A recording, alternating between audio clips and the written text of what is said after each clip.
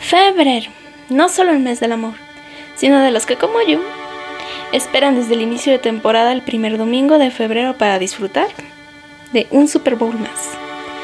Sin duda hay jugadores que nos han brindado momentos memorables dentro de la NFL, como Troy Polamalu parando un gol de campo, Aaron Rodgers ganando su título para Green Bay, o cuando Malcolm Butler interceptó un pase de los Seahawks para una victoria más para New England. Ay, qué tiempos. Pero, como sabrán, mi canal no es para nada dedicado a los deportes, ni mucho menos. Sin embargo, he armado un salón de la fama de la vergüenza, juntando lo peor de lo peor que ha estado bajo la luz de los reflectores del fútbol americano. Y sin embargo, estas luces de fama y victoria no lograron disipar del todo la oscuridad que contaminaba a muchos de ellos. Yo soy Eli de Lobel. Adelanta la botana del domingo de Super Bowl, ponte cómodo, acompáñame a explorar los casos de los jugadores de la NFL que se convirtieron en criminales. Y antes de continuar, por si lo pensaste, no, yo jamás apoyé a los Bucaneros de Tampa durante los años que Brady estuvo ahí. Ni soy ni seré fanática de Kansas nunca. Desde el 2009, patriota siempre he sido y siempre seré. Y si Dios quiere en un futuro, señora Brady. Y para eso te pido que me apoyes con tu like, te suscribas y compartas el vídeo. Hay un extra más.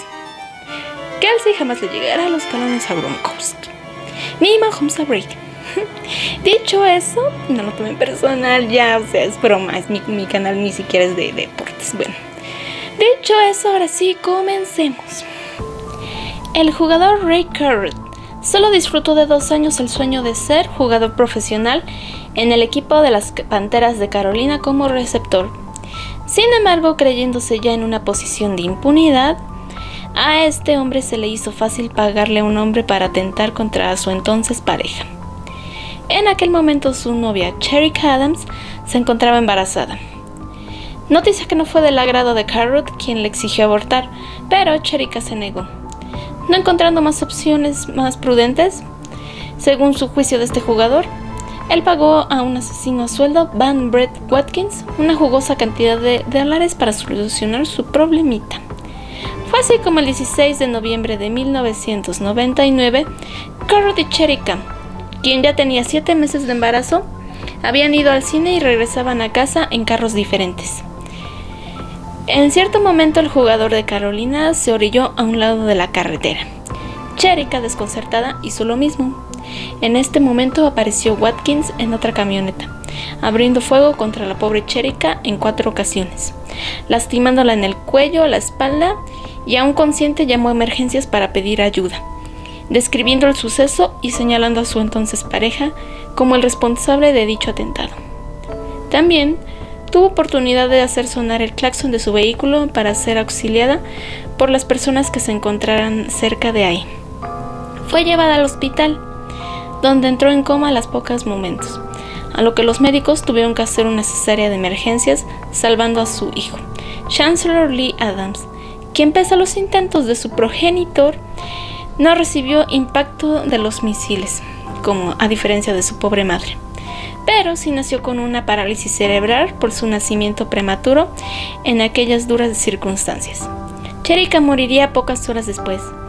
Una vez capturados sus cómplices y estando claro que el ataque se orquestó para evitar el nacimiento de su hijo, Carrot estaba prófugo, pero fue capturado poco tiempo después. En 2001, Carrot fue hallado culpable del crimen y sentenciado a 18 años de prisión, trasladado al Instituto Correccional Samson en Carolina del Norte, pasando de receptor de las Panteras de Carolina a tener el oficio de barbero dentro de la prisión, ganando $1 al día. Cumplida su sentencia, fue liberado en 2018, sin hacer ninguna declaración a la prensa que ya lo esperaba fuera del correccional. Además de ya haber demostrado su falta de valor humano, también hizo gala en poco tiempo de su falta de vergüenza, al declarar que quería sostener una relación padre e hijo con Chancellor, quien ya para entonces tenía los 18 años, y estando bajo el cuidado de su abuela materna, Sandra Adams. Y espero no me vengan con que Carrot cometió un error humano, como es ahora costumbre decir, para endulzarle los crímenes de uno de los que otro individuo solo porque un individuo goza de poquita fama. Porque recordemos que gracias a la expantera de Carolina, Chancellor creció sin su madre, quien sí lo quería tener, y causándole indirectamente por el parto prematuro la parálisis cerebral, necesitando cuidados prácticamente para toda la vida.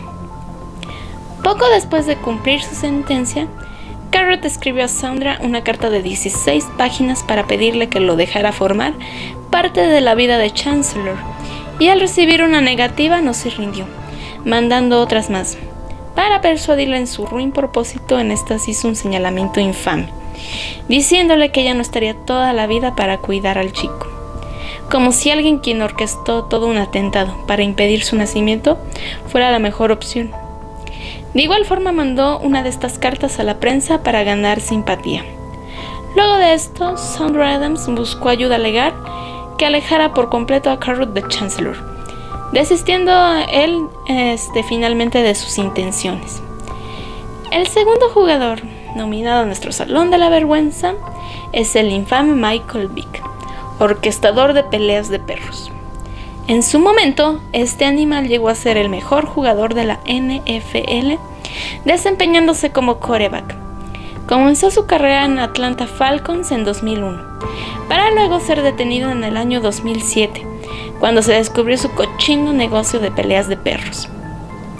En su propiedad, Perras Bad News, encontraron 49 perros de raza Pitbull en pésimas condiciones de desnutrición y aterrados por completo. En sus pruebas, según las investigaciones, se sabe que a los canes les hacía los horrores a la altura de un maniático, sin el mínimo de compasión al sufrimiento de un ser vivo. Solo para que te des una idea, lo describo así. Aquí no quiero andar mucho porque son descripciones muy sensibles y también para que no me bajen el vídeo.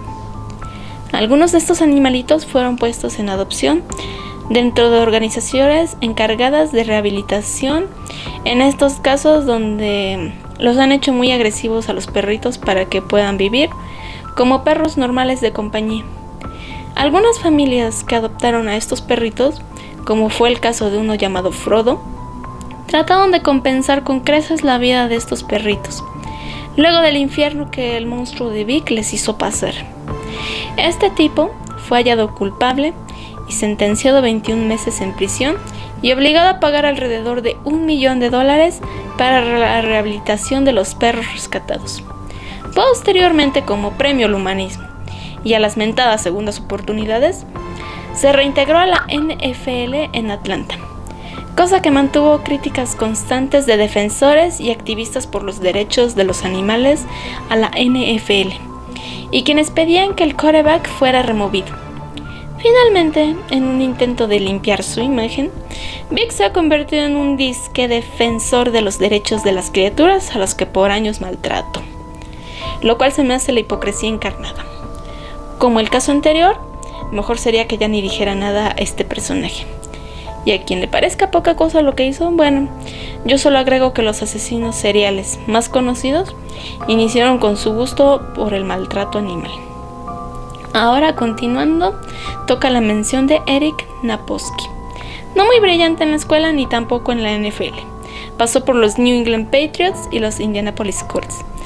Su caso bien podría haber sido sacado de un escrito de Sir Arthur Conan Doyle. Fíjate por qué.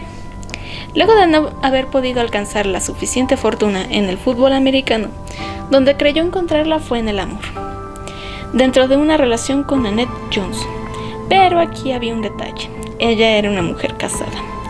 No solo esto, sino con un hombre millonario de nombre Bill McLaughlin, quien, como te dije, pareciendo haber salido todo esto de una novela de detectives, él la conoció luego de publicar un anuncio en una revista que citaba: "Se busca esposa para hombre rico". No pensándolo dos veces, ella se presentó para el puesto. Por demás, su marido la recibió con 2 hijos de una pareja anterior y puso a nombre de ella una póliza de seguro de vida de $1 millón si él fallecía. Claro, no se puede tener todo, y amor era lo que menos había en su nuevo matrimonio. Tiempo después, ella y Naposki se conocieron en una fiesta de fin de año, encuentro que cambiaría todo. Supuestamente, ella habría dicho a Naposki que la relación con su marido era meramente financiera y que sufría maltratos de su cónyuge, lo que aparentemente causaba el malestar de Eric. El 15 de diciembre de 1994, el empresario McLaughlin fue hallado sin vida a causa de heridas de bala.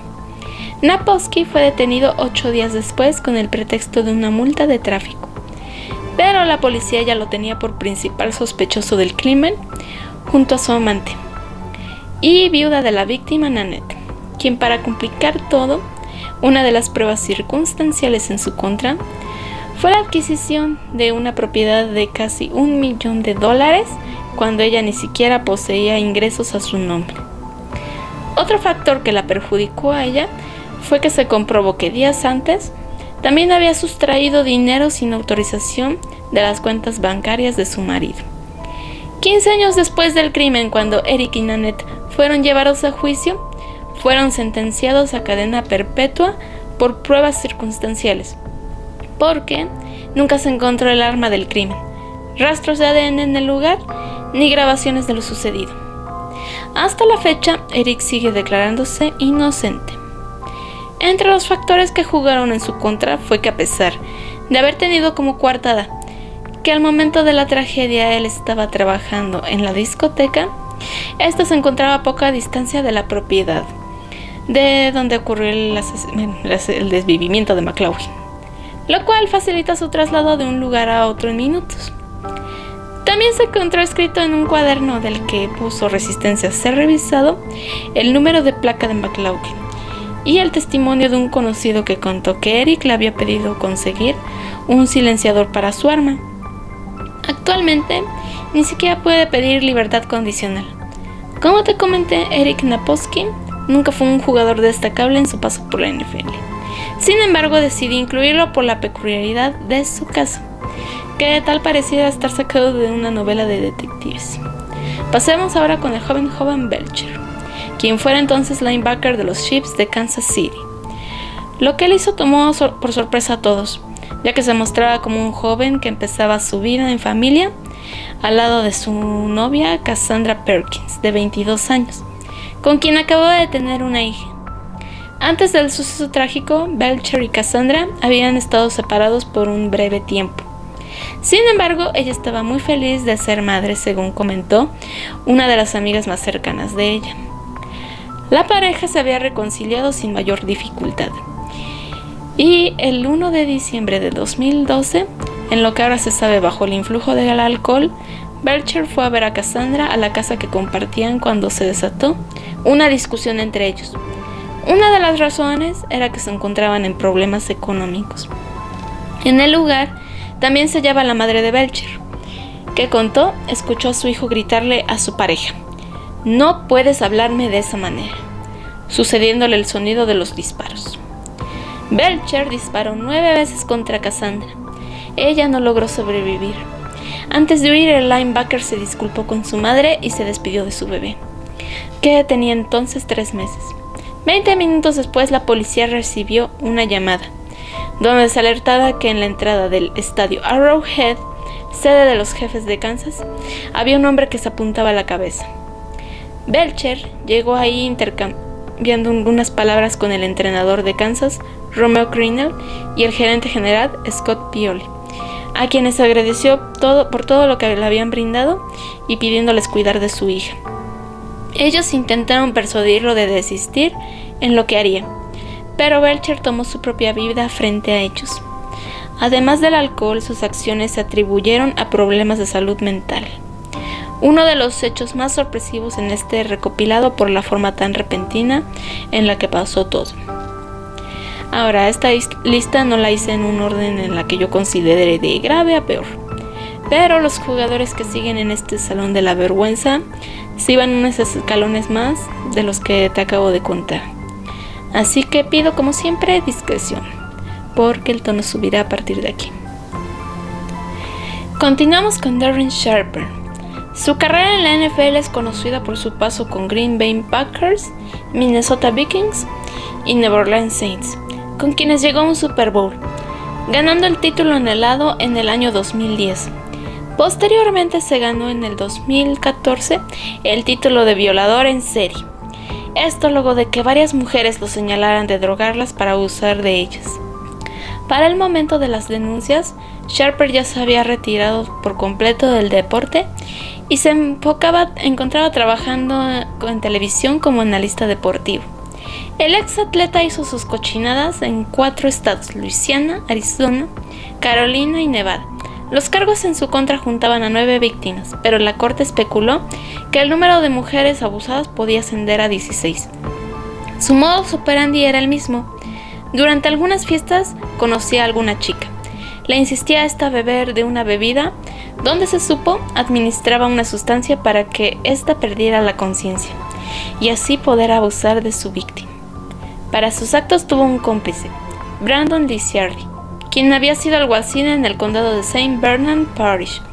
Él se declaró culpable de todos los hechos y menos mal la juez de su caso, Jane Trish Milazzo, no se dejó deslumbrar por la carrera deportiva del sujeto, porque los fiscales en un inicio, habían sugerido una condena de tan solo 9 meses de prisión, lo que a ella le pareció una nimiedad, dado el peligro que representaba para las mujeres afuera.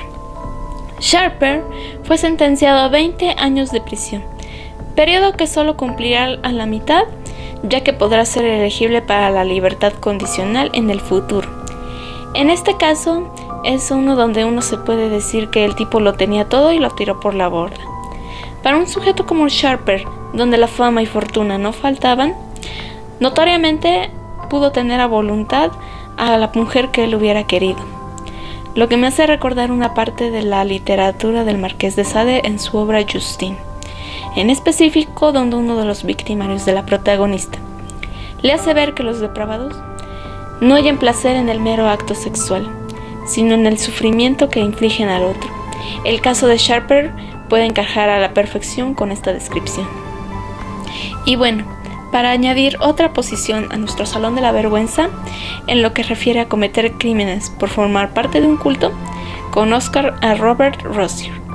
Su paso por la NFL fue de los Cardinals a los Raiders. El gusto no le duró demasiado tiempo, ya que fue despedido por problemas con sustancias ilícitas.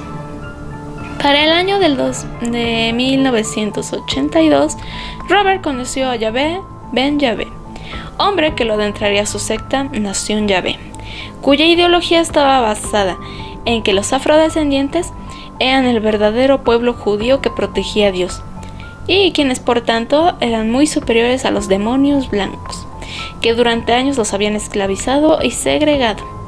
Robert cambió su nombre a Neria Israel, y para completar su unión definitiva a la secta fue cuando cometió sus horrendos crímenes. Como parte de la iniciación, tenía que dar caza a lo que ellos denominaban un demonio blanco. Fue así como en abril de 1986, Rozier cometió su primer crimen, hiriendo a 2 hombres mortalmente con un arma punzocortante. Más adelante acabaría con otros hombres blancos para complacer a Yahvé, su líder. En una ocasión, llevando una oreja de estas víctimas como muestra de su compromiso en octubre. Durante un enfrentamiento armado, donde volvería a desvivir a otro, fue arrestado por fin. En un inicio, la secta de Yahvé pagó su defensa, pero luego de discutir para que cambiaran su abogado, fue expulsado de la misma. Dada la gravedad de sus crímenes, pudo haber sido sentenciado desde a cadena perpetua a pena de muerte. Así que bajo un programa de protección a testigos, aportó información sobre todo lo que se hacía dentro de Nación de Yahvé, que fue lo que le salvaría el pellejo. En 1996 fue liberado bajo la nueva identidad de Robert Ramses. En un acto de estupidez, habiendo librado la cárcel, que bien merecía por la frialdad con la que cometió aquellos crueles actos, el 5 de febrero de 1999 fue arrestado por pagar con cheques sin fondos. Esta vez, aunque el delito no era grave, se decidió condenarlo a cadena perpetua en el año 2001.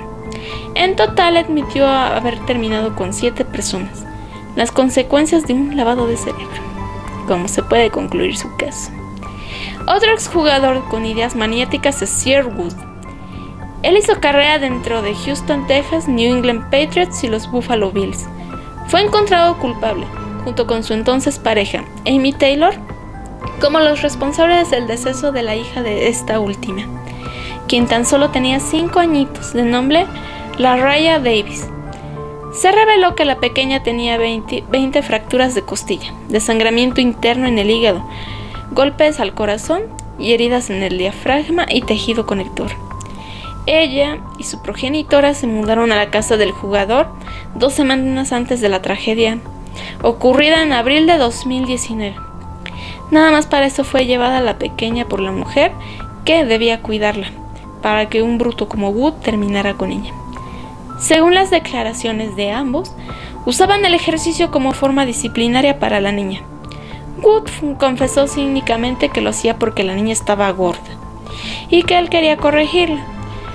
Cuando relató por qué se habían provocado tales lesiones a la niña, dijo que ésta tan solo se había caído y golpeado la cabeza mientras hacía abdominales, versión que deja mucho que desear para las lesiones que te describí al inicio.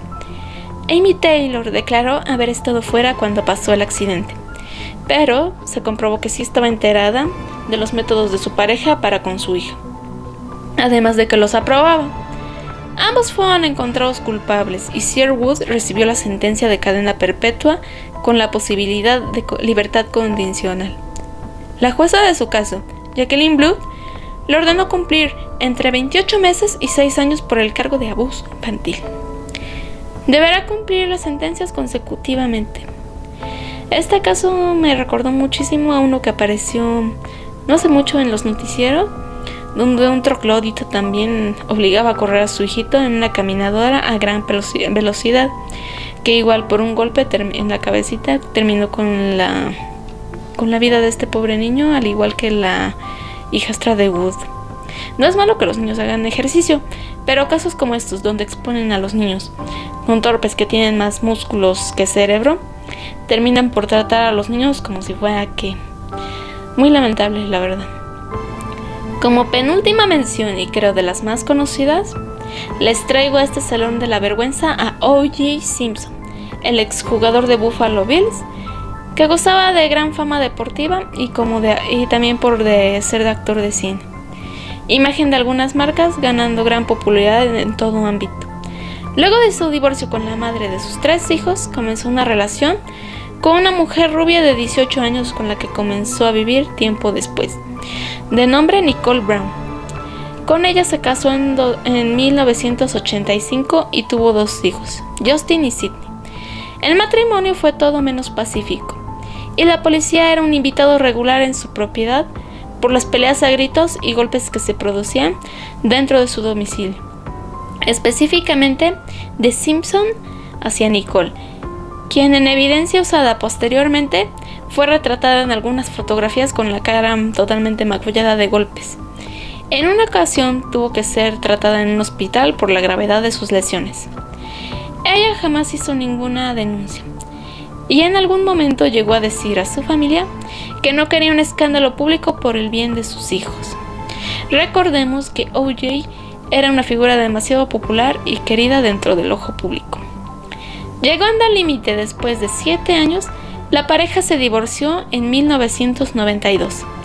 Las cosas desafortunadamente no terminaron con el martirio de Nicole, pues el 13 de junio de 1994, ella apareció ya sin vida junto a su entonces pareja Ronald Goldman, en un dúplex de Los Ángeles.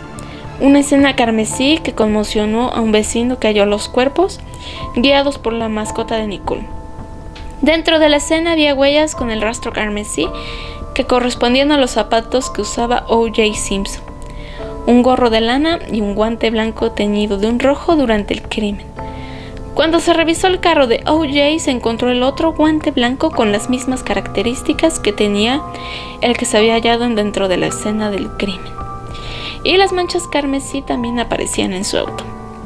Meras coincidencias, como después dictaminó un jurado. Y si no tienes nada que temer, ¿para qué huir? Bueno, pues O.J. trató de darse a la fuga en una persecución transmitida a televisión y sintonizada entre 80 y 90 millones de espectadores, nada menos al tanto de lo que pasaría. Esta terminó en su arresto. Además de esto, al día siguiente del doble crimen, porque ya sabes qué, Simpson tenía heridas en su brazo izquierdo, todas simples casualidades, que su defensa, la conocida Dream Team, le puso para endulzar a la corte como solo circunstancial y producto también de un complot de un policía racista que llevaba el caso. Este había entorpecido todo con sus comentarios de esta índole durante el proceso. Fue así como en aquel entonces el país norteamericano se dividió en dos bandos como quería el Dream Team. Los blancos creían a su cliente culpable por racistas y los afrodescendientes lo consideraban inocente, víctima del racismo de la basura blanca como el policía racista que recabó evidencia del mismo caso. Menos mal no había redes sociales en aquel momento, o tal vez se habría convertido en una nueva guerra civil, mucho peor que la de Mr. Doctor y Marifer. ¿Quién lo diría? Nadie perdió detalle del juicio en sus televisiones, y todos, o la mayoría, miraban con suspenso varios momentos, como cuando O.J. Simpson se probó uno de los guantes de la evidencia que no coincidía con su talla. Muchos quedaron congelados cuando después de 8 meses de un evento que se peleó los ratings televisivos a otros programas, terminó el 3 de octubre de 1995 con las palabras "inocente de todos los cargos". Simpson mostró una sonrisa en la cara y agradeció al jurado. Mientras tanto, la familia de Goldman y Nicole rompía en sollozos por lo que acababa de ocurrir. No quedándose de brazos cruzados, presentaron otra demanda y en otro juicio en un tribunal de Santa Mónica. Esta vez fue encontrado responsable de lo ocurrido con Nicole y con Goldman. Fue condenado a pagar una indemnización a las familias de las víctimas, que va de $33.5 millones en febrero de 1997.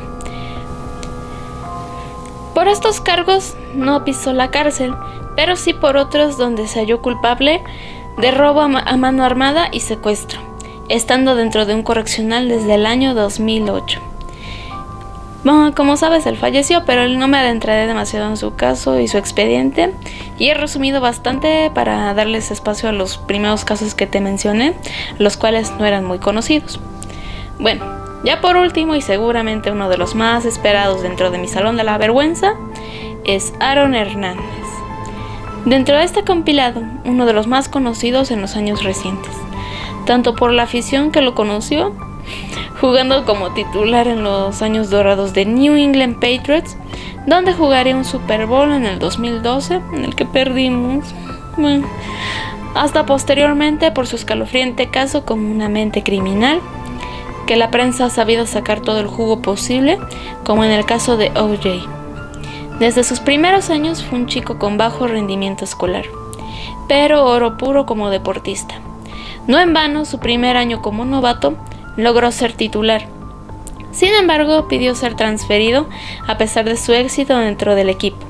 Por obvias razones, New England se negó a dejarlo ir, lo que lo mantenía en un hilo, ya que a diferencia de O.J., él quería emprender una fuga discreta fuera de Boston.